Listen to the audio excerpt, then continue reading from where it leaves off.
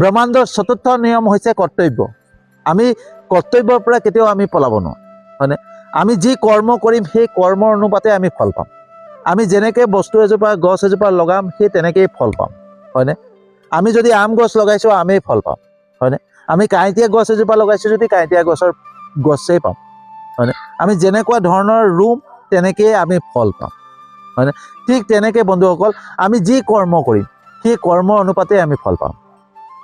আমি যদি অপকৰ্মত লিপ্ত হৈছোঁ, বেয়া কৰ্ম কৰি আছোঁ নহয়, আমাৰো বেয়াই হ'ব, হয়নে? তো আমাৰ যোনটো কৰ্তব্য, ঈশ্বৰৰ ব্ৰহ্মাণ্ডে যোনটো কৰ্তব্য আমাক দিছে সেই কৰ্তব্যখিনি সুন্দৰকৈ যদি পালন কৰোঁ, আমাৰ কৰ্তব্য আমাৰ কৰ্ম যদি পবিত্ৰ হয়, আমাৰ কৰ্মত যদি সততা থাকে, আমাৰ কেতিয়াও সমস্যা নাহে। সমস্যা কেতিয়া আহে, কেতিয়া বিপদ আহে? যেতিয়া আমাৰ কৰ্মটো বেয়া হ'ব। আৰু বেয়া হোৱাৰ লগে লগে কিবা অপকৰ্ম কৰিছোঁ, কিবা বেয়া কৰ্ম কৰিছোঁ, সেই তেতিয়া আমাৰ কি হ'ব? আমাৰ চিন্তা আহিব।